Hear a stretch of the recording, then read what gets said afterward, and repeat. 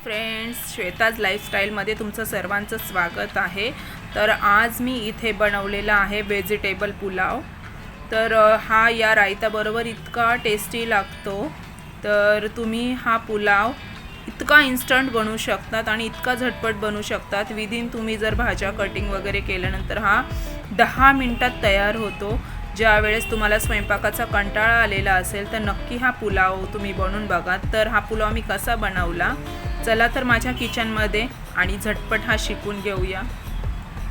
तर इथे मी फ्रेश मटार घेतलेले आहे, तोंडलीला उभी कट करून घेतलेली आहे आणि हे फरसबी आहे। तर माझ्याजवळ एवढ्या भाज्या अवेलेबल होत्या। तुमच्याजवळ अजून कोणत्या भाज्या तुमच्या आवडीच्या असेल तर त्याही तुम्ही यूज करू शकता।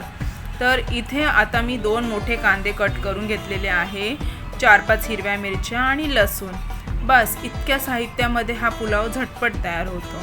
तर इथं आपण हा पुलाव झटपट बनवण्यासाठी कुकरचा यूज करणार आहोत आणि कुकरला मी गॅस ऑन करून घेतलेला आहे। आणि हा पुलाव तुपामध्ये खूप टेस्टी होतो, तर तुम्ही हा स्किप नका करू, तर तूप नक्की टाका। तर इथं मी 2 स्पून तूप टाकलेलं आहे आणि थोडंसं मी ऑइल टाकून घेणार आहे। जसं तूप आणि ऑइल गरम झालं त्यामध्ये मी बेसिक खडे मसाले टाकून घेणार आहे। याच्यामध्ये 4-5 लवंगा, 4-5 मिरी, दालचिनी, हिरवे वेलची आणि स्टार फूल हे एवढं टाकणार आहे।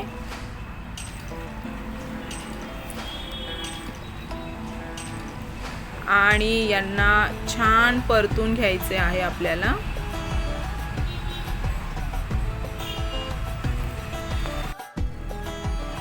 तर यांना जास्त ओव्हर कुक नाही करायचं आहे, नाहीतर हे जळू शकतात। तर त्यामध्ये आता मी मोठे 2 चम्मच जिरे टाकणार आहे आणि जिऱ्यानी फ्लेवर खूप सुंदर येतो राईसचा। आणि आता इथे मी हिंग टाकून घेत आहे। तर छान तुम्ही हिंग टाकून घ्या आणि हिंग टाकून झाल्यावर मी यामध्ये लसूण टाकणार आहे। तर लसूणला आपल्याला थोडा गोल्डन ब्राऊन होऊन द्यायचा आहे। तर लसूणनी हा भाताला इतका छान फ्लेवर येतो, तर लसूण पण स्किप करू नका आणि लसणाला छान गोल्डन ब्राऊन करून घ्या, म्हणजे पूर्ण भाताला त्याचा स्मेल पसरून जातो। आणि हा बघा असा छान गोल्डन ब्राऊन लसूण झालेला आहे। त्याला मी जास्त अजून ब्राऊन नाही करत, नाही तर तो जळका वास येईल। आणि यामध्ये 4-5 आता मी हिरव्या मिरच्या टाकून घेणार आहे। आणि हा राईस असा आहे की यामध्ये जास्त मसाल्यांचा वापर न केल्यामुळे हा जास्त स्पायसी होत नाही, तर हा लाईट असा राईस बनतो। ज्यावेळेस तुम्हाला लाईट काहीतरी खाण्याचं आणि स्पेशल खाण्याची इच्छा असेल तर हा भात बेस्ट आहे। आता यामध्ये मी ह्या सर्व भाज्या टाकून घेते। फक्त मटार मी ह्या भाज्या फ्राय झाल्यानंतर टाकते, कारण की मटार हे पटकन शिजतं, त्यामुळे ते ओव्हर कुक होऊ नये म्हणून मी मटार नंतर टाकणार आहे। तर चला ह्या भाज्या थोड्या 3 ते 4 मिनटं छान तेलावर परतून घेऊया।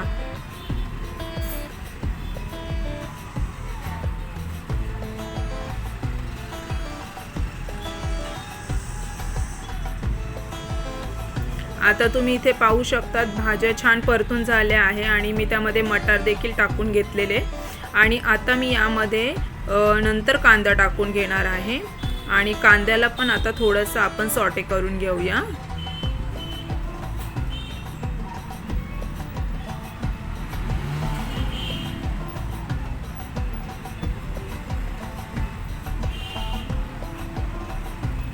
आता ह्या भाज्या आपल्याला तशाही कुकरमध्ये लावायच्या आहेत, यांना जास्त कुक नाही करायचं आहे। तर सर्व भाज्या टाकून घेतल्यानंतर यामध्ये आता आपल्याला तांदूळ घ्यायचे आहे। तर मी इथे बासमती तांदूळ न घेता घरचा तांदूळ घेत आहे। तर तुमचा जर बासमती तांदूळ असेल तर तुम्ही अर्धा तास आधी भिजून आणि त्यानंतर त्यातलं पाणी काढून घ्यायचं आणि तसंच भिजत ठेवायचं आणि नंतर मग तेलामध्ये हा टाकून छान परतून घ्यायचा, जसं मी या भाज्यांमध्ये हा परतून घेत आहे। तर खूप हलक्या हाताने आपल्याला परतायचं आहे, जेणेकरून तांदूळ तुटू नये।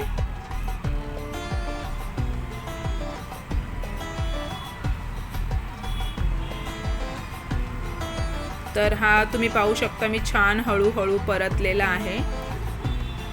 आणि यामध्ये आता मी पाणी घालत आहे. तर इथे मी 2 ते 3 ग्लास पाणी टाकून घेणार आहे.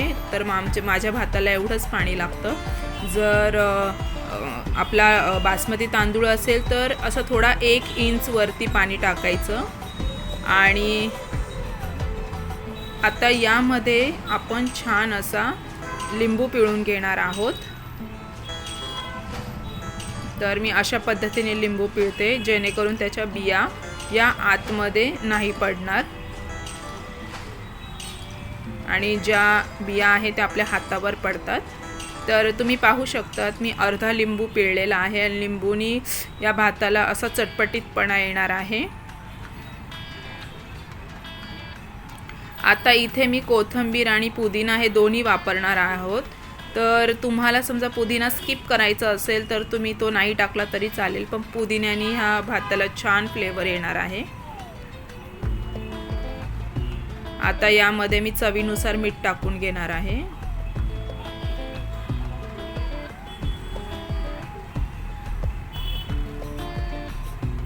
आता याला आपण लीड लावून घेऊ आणि याला जवळजवळ 3 शिट्ट्या मी काढून घेणार आहे.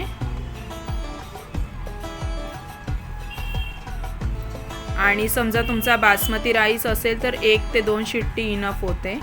आता आपण 3 शिट्ट्या झाल्यावर ओपन करून बघूया. आहा, तुम्ही पाहू शकतात इतका छान आणि मोकळा राईस झालेला आहे. तरी हा घरचे तांदूळ असले तरी देखील इतका मोकळा सुटसुटीत झालेला आहे.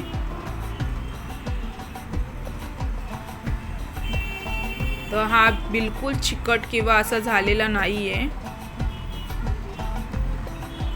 आणि यामध्ये समजा तुम्ही दही आणि काकडीचा रायता खाल्ला यासोबत तर खरंच हा राईस खूप टेस्टी लागतो.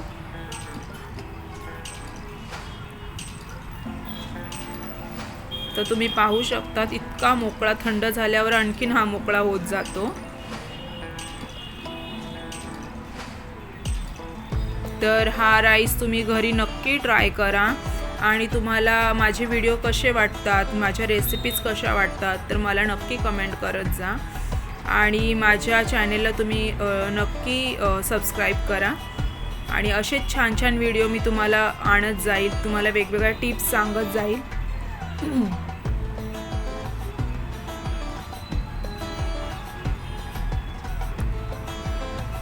Okay, bye.